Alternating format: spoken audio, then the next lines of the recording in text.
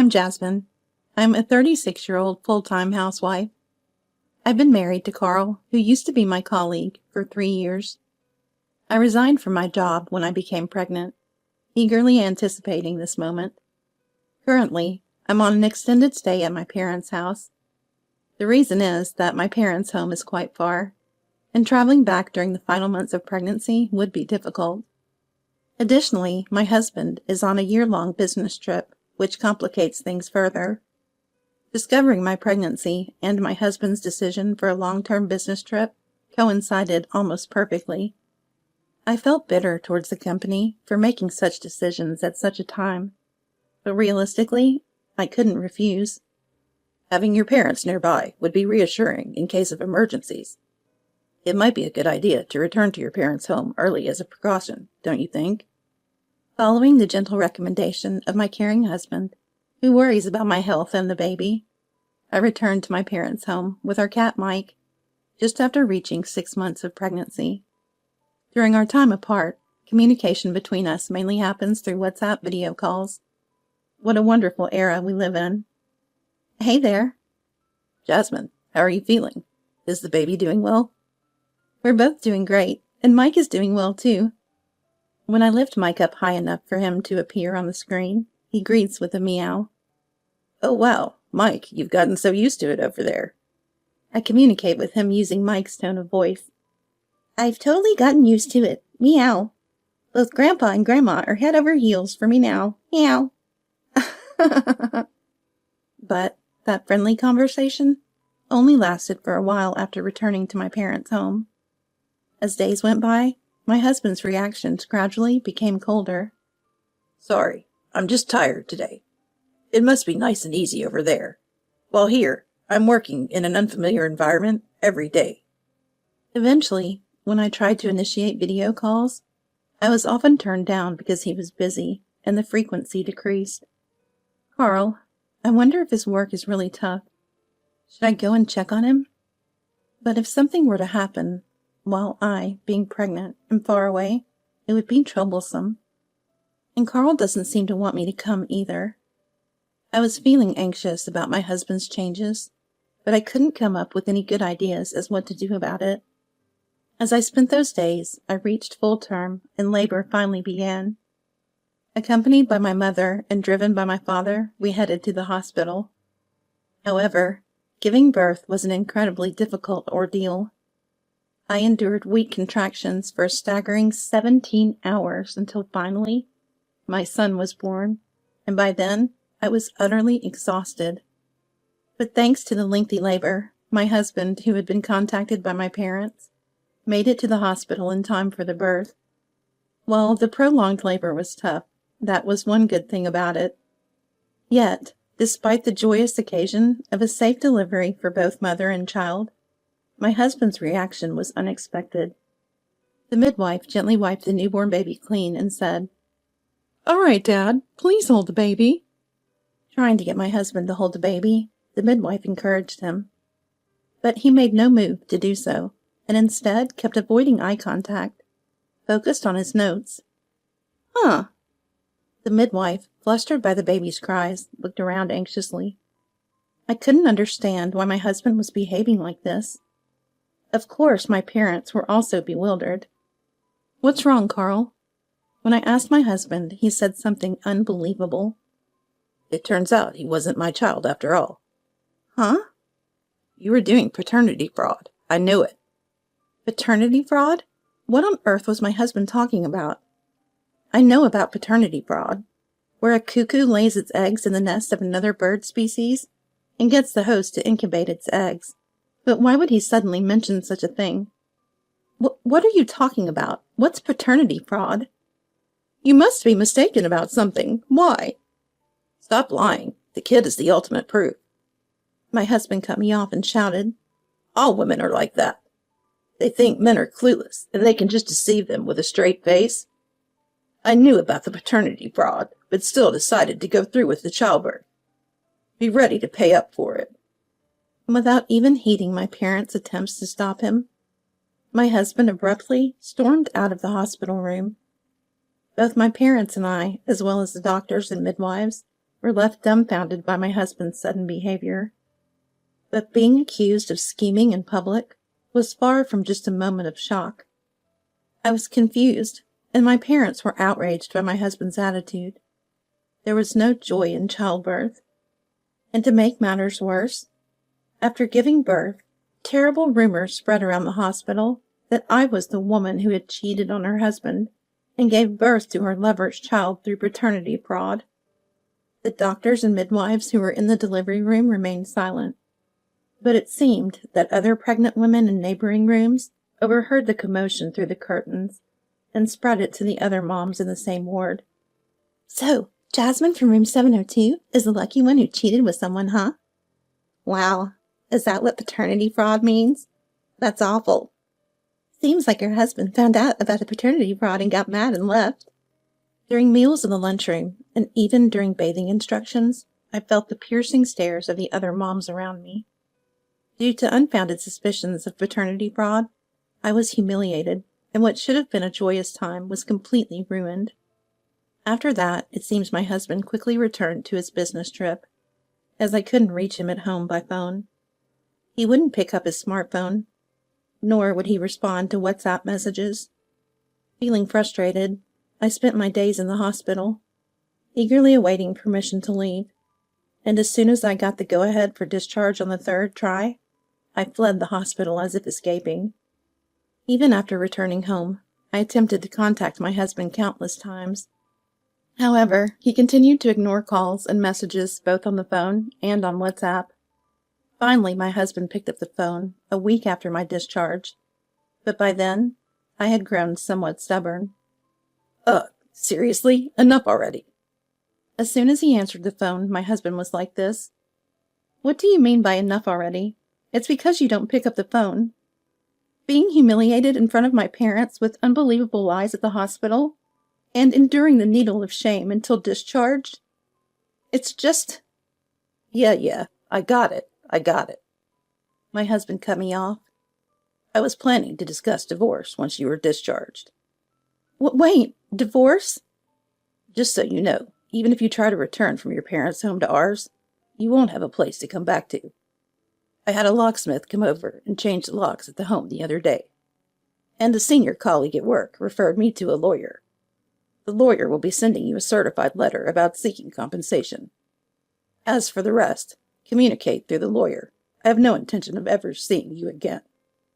After unloading his one-sided rant, my husband hung up without listening to my side. What's going on? I had been hoping to clarify any misunderstandings, but I was completely enraged by now. He didn't even bother to listen to me, just accused me of cheating and scheming, and demanded divorce and compensation. I've had enough. If he wants a divorce, then fine, I'll give it to him. I have nothing to hide, and I'll make sure to clarify who's right. Confident in my actions and feelings, I made up my mind firmly. After a while, I received a call from the lawyer. I passed the stage of being shaken up. Listening to the lawyer's words calmly, I made just one condition. "Please come here with your husband." "We'll discuss the future at my parents' house. If that's not acceptable, then I won't agree to the divorce." The fact that I didn't make excuses or get defensive seemed unexpected to the lawyer. It seems the lawyer also thought that we should have a proper discussion. "I'll convey that to Carl." With that, the lawyer hung up. That night, I received a WhatsApp message from my husband. "I'll bring the lawyer and come over there this Saturday at 1 p.m. The lawyer is too persistent, so I've decided to meet you just this once." It seems my husband agreed to the lawyer's persuasion. "If you're coming, come this Saturday at 1 p.m. I'll deny that ridiculous misunderstanding and even deny your existence." Screaming in my mind, I began preparing for the showdown on Saturday. When Saturday at 1 p.m. arrived, my husband and the lawyer showed up as promised. But as usual, my husband didn't even try to see our son. Perhaps because he still believed the child wasn't his. Instead, I tried to pet Mike's head, but he hissed and growled at my husband. It seems Mike has instinctively labeled my husband as my enemy. He's quite a reliable cat. It was worth upgrading to better cat food since coming to my parents' house. "I'm the lawyer, Terry. This time it's about your divorce with Carl." Hold on, I interrupted the lawyer. You see, my husband seems to think that I've engaged in paternity fraud, but I have absolutely no memory of such a thing. Is there evidence I was cheating? If so, please show it. Then my husband smirked. The evidence is right here. That child, who looks nothing like me, is proof. Also, when I arrived at the hospital, your face turned pale. You knew your scheme was exposed, so you turned pale, right? As expected, I sighed. You see, when you arrived at the hospital, I had just given birth after 17 hours of labor. I was exhausted and dizzy from the long labor and frequent contractions, so it's natural my complexion was bad.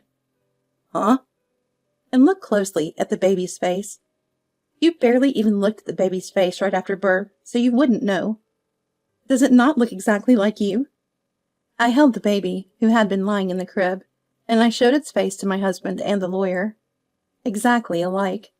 A baby with the exact same face as my husband. It's so identical, it's like a mini-clone. Huh? Huh? Why? Seeing a baby just like himself, my husband was confused. But the baby I saw at the hospital had a completely different face. Did you swap the baby? What's he going to say next? How could I switch babies? Where would I even find one with the same face? My husband is terribly confused. But when I saw it at the hospital, the face was all red. All newborn babies are red. That's why they're called newborns. That's how all of them are. Well, and it was wrinkled. That's also the same for all of them. But at that time, the head and the face were much longer. It had a completely different face. That's what I'm saying. At that time, my labor wasn't progressing, so I had to have vacuum-assisted delivery. Didn't the obstetrician explain? They said the head was misshapen because of the vacuum, but it will gradually return to normal. Finally realizing his own misunderstanding, my husband slumped his shoulders in disappointment. Listening to my husband's story, it seems he had been influenced by single men on online forums during his long business trips, filling his mind with inappropriate thoughts. At their suggestion, he started reading certain forums and began to believe that women cheat or use surrogate eggs. And when he saw the baby that was born, there was a baby with a completely different face from mine. He thought it was a surrogate egg, so he says. I feel more disappointed that I was suspected of plotting with such a silly misunderstanding. My parents had angry faces, as if they were about to scold my husband. But since I asked them in advance to listen quietly, they remained silent. I figured as much. So what? Can I assume that seeing the child's face clears me of these false accusations? If you continue to doubt, we can do a DNA test, or whatever you want. Well, it doesn't have to go that far. Oh, I see. Then let's discuss divorce again. I calmly proceeded with the matter. I'm not at fault for the divorce, so of course there won't be any compensation. But for the defamation and humiliation I've endured, due to your suspicions, I'll be seeking compensation. Huh? I'll be taking half of the assets, precisely. And regarding child support? Well, maybe divorce isn't really necessary anymore, since it's my child. Huh. After you've been suspecting and accusing me, now you're saying what? I'm really sorry about that point. I'm reflecting on it. I really am. At that moment, the lawyer interjected. Please, wait a moment. Huh? What is it, lawyer? No matter what you say, my intention for divorce won't change. No, that's not it. It's about the compensation claim from you to Carl. Huh? It seems it might be appropriate to add compensation for Carl's infidelity as well. What?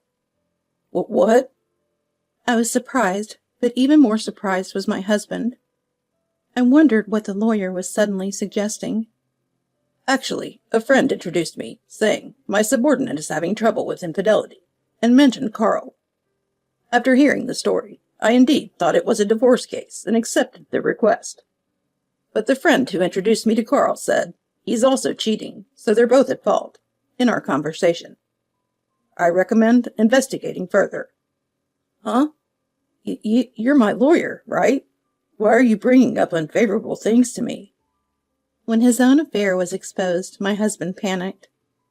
After being treated like this, I can't handle it anymore. I'll withdraw. Termination of the contract. No, the contract is invalid. Since you haven't transferred the initial fee yet. I was willing to be lenient on the delay in payment due to it being a friend's subordinate, but that's also why I lost trust in you. This can't be.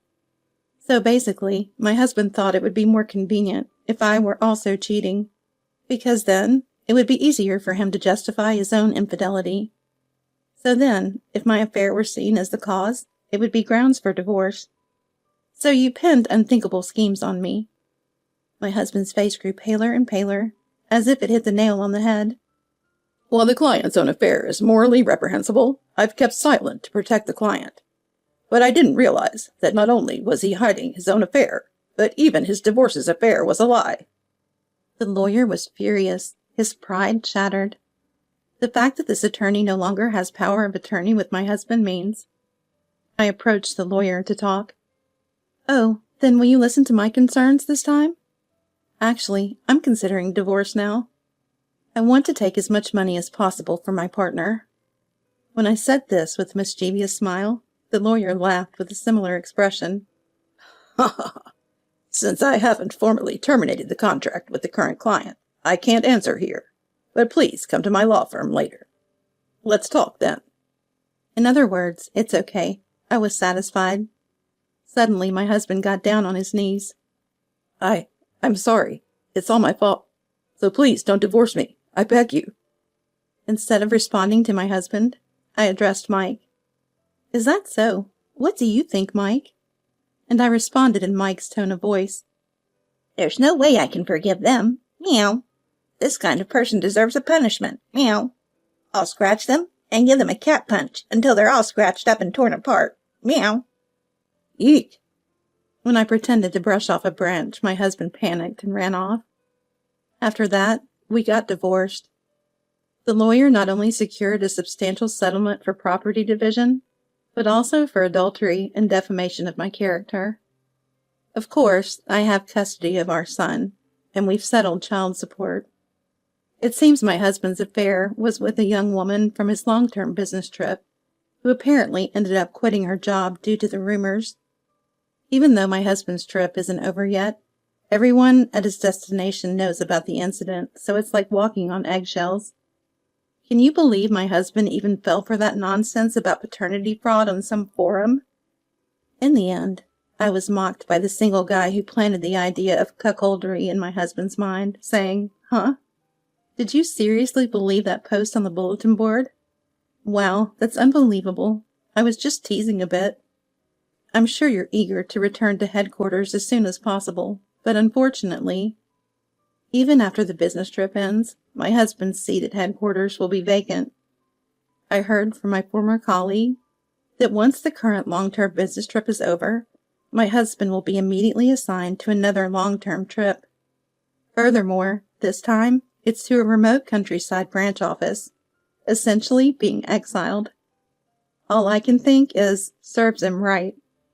After the divorce, I moved back to my parents' house for good. Now I'm busy with childcare every day with my mother's help. Once things settle down, I plan to look for a job. I'm determined to shower my son with double the love, filling in for his father. With Mike the cat also doting on my son, it feels like we have 2.5 caretakers in total, doesn't it? Well, sort of. When I glanced at Mike, he seemed to wink while washing his face with his front paws.